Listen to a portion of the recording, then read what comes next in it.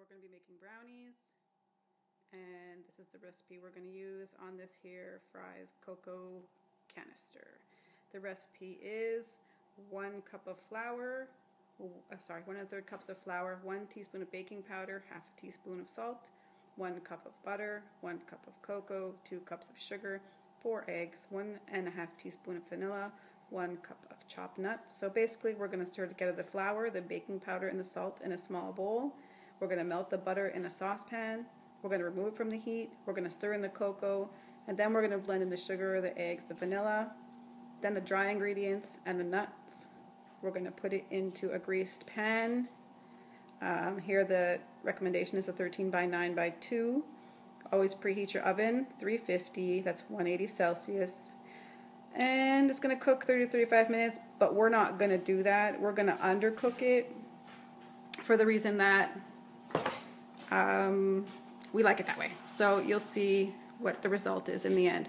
After you melt your butter and add your sugar and stuff for the wet ingredients, it's going to be like this. So it's very thick. And then I'm going to add the eggs and mix it.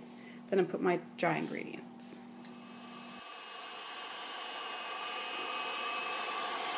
Okay, and you mix until it's all mixed together nice and pretty. Okay, and so this is what it's going to look like, your wet ingredients mixed together. So like this, make sure there's nothing stuck at the bottom. One thing about chocolate is, whatever the salt, I think it was 1 teaspoon of salt, I put a 1/2 teaspoon more because salt brings out the flavor of chocolate a lot better. Now what we're going to do is we're going to add this dry ingredients, and we're just going to add it in parts.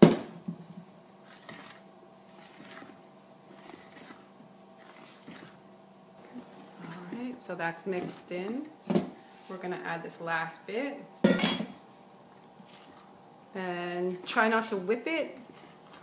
Point being that we want a dense cake. We don't want, the reason why cake looks like cake is because it has all these little tiny bubbles that when you whip it, the bubbles stay in, and then when you cook it, those bubbles cook in, and that makes cake. So we don't want that. We want to treat it a little more gently.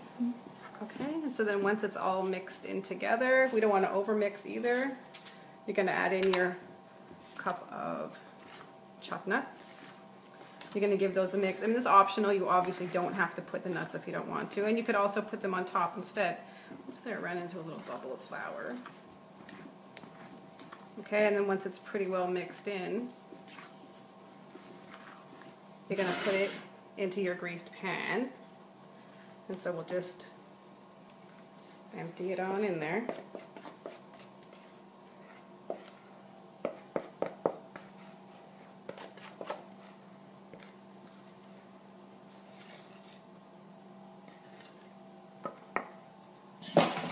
What you want to do is just shake it around a bit to get it kind of even. Now, a trick, in case there's some air bubbles stuck in there, is you just lift the pan up a little bit, drop it on the counter, give it a couple of seconds. Might have to do it 2 or 3 times. You'll see the air bubbles will come to the top. You can remove them that way. Then you're going to put it in a 350 oven. We're going to say, it says 30 minutes, excuse me, it says 30 minutes, but we're just going to leave it for 20, and then we're going to wash it over because we still want it to be gooey inside. That's the point of it. Okay, so we said 30 minutes at 350. Now, we're not really looking for 30 minutes. We want to undercook it a bit, enough that the eggs will be cooked and there'll be no chance of food poisoning, but enough also that you leave it a little bit soft, so you're going to see like it gives to the pressure right here. What you're looking for is when you're going to put your knife in. You don't want it totally coated. You just want like a little coating like this to show you that it's a bit cakey, but it slides off. So that's going to make for a really gooey brownie. Okay, so what you're going to need for this part is you need a pan that's bigger than your other pan. If you don't have one, you can just turn it out onto a plate. What you're going to do is loosen up the edges a little bit. It's not a big deal if you make an ugly mess at this point because it's not one of those awesomely pretty things. So we'll just see if we can work it out this way. And what we're going to do is we're just going to turn it out into the larger pan. So I'm not really sure how I'm going to do that, but probably this way. And hope that it works. Just give it a minute. I don't know if it's going to work. Okay, I'm gonna let some air in by just here. There. Perfect. That's exactly what I wanted. A little strip like this comes out, no big deal. That's easily fixed. Pull out the little strip. Look. Put it back in. We're not going to see that anyways because we're going to put something on top of this. And that's how you turn it out into the pan. Now for the next step.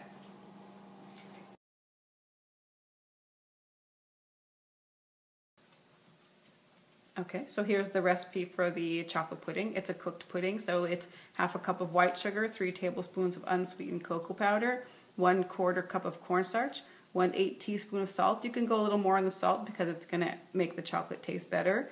Maybe just like a pinch more. 2 3/4 cup of milk, 2 tablespoons of margarine, 1 teaspoon of vanilla extract. Now what you do is you're going to put your dry ingredients together in a pot. You're going to mix them together so they're well mixed up. We're going to start heating this, and then we're going to add the milk right away, little by little, and then we're going to whisk it. We're going to keep the butter, I'm going to use margarine, but you can certainly use butter, that'd be better. And the flavoring, as far as vanilla, that goes in last, so we only do that when it's ready. So what you're going to do is you're going to add a bit of your milk in here, and you're going to start whisk it right away. It is cornstarch, it's going to get thick sooner or later, but you want to make sure you get all of the powder wet before you add the rest. So get out your whisk. And if that's not good enough, just to make sure that you get right around in the corners, because that's the difficult spot. Okay. And then you can go ahead and add the rest of your milk. Mixing. Okay, so now you're going to cook it over medium heat. Don't boil it. Just keep cooking it. You might have to do it for 10 minutes or so until it gets thicker. Okay, so this is what it's going to look like when it's ready. You're going to see it's pretty thick. Now, because it's a cornstarch, it's almost like, basically like a custard. What you're going to do is, hold on, let me get my spoon. What you're going to do is, it might have lumps. Sometimes that happens. So, what you're going to want to do is get one of these little strainers and actually pour the pudding through the strainer. Oops, that way if anything gets in there, most of it is out.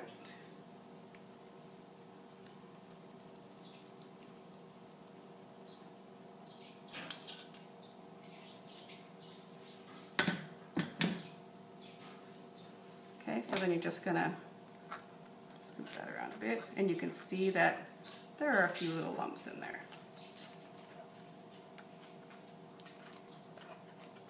Okay, don't press those through.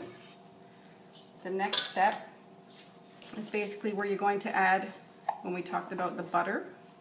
So that's 2 tablespoons of butter. And you're going to take your vanilla, is 1 teaspoon of vanilla. I'm going to post these recipes for you from the websites where I actually got them from. And then just kind of like mix this up until it's ready. Then you'll have to let it cool just a little bit so it can thicken up. Okay, so the next step, what you're going to do is you're going to take a wooden spoon, and with the handle you're going to poke holes in this cake, probably about 1 inch apart or so. So put about, for this one I'm going to put 4 on each row. So they're about 1 inch apart and a bit, and 1 inch for each line. That's why I say don't worry about if the center, gets messed up. It's not a big deal. It's not anything anyone is really going to care about. It's not one of those kind of cakes that, the presentation underneath doesn't count.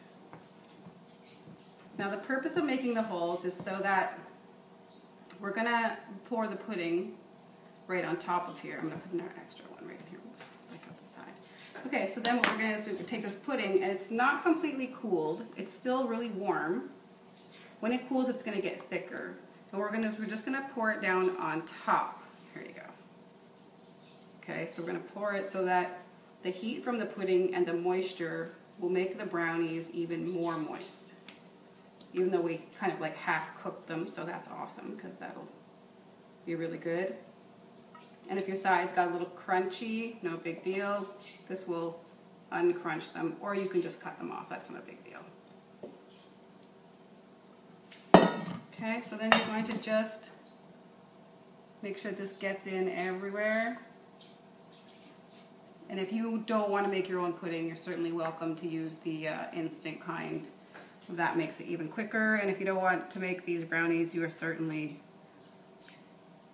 welcome to make the box kind, or even sometimes you can buy those little tiny brownies that come in a bag. I don't know if you know what I'm talking about. You can just line them up in here, and when you pour the pudding on top, they're already going to have holes in between, so that should be good. Now what you're going to do is you're just going to tap this down a bit, make sure it gets inside. You're going to refrigerate it and let it sit for probably about an hour to firm up the pudding and for it to actually get down into the holes. Okay, so you can see that this is what it looks like when it's finished, and you can see right here down the side that the pudding went down into the holes that we made. And because we undercooked it a little bit and the pudding is actually more moist, you can see that this is actually really like, oh yeah, just like that. Hope you enjoyed the recipe. Try it yourself.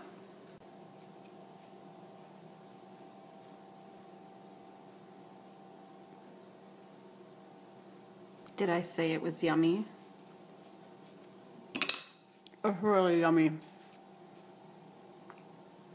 I gotta make one recommendation. This cake is so gooey and rich that you're gonna need this. You're gonna need a glass of milk. It's not even a joke. Good night.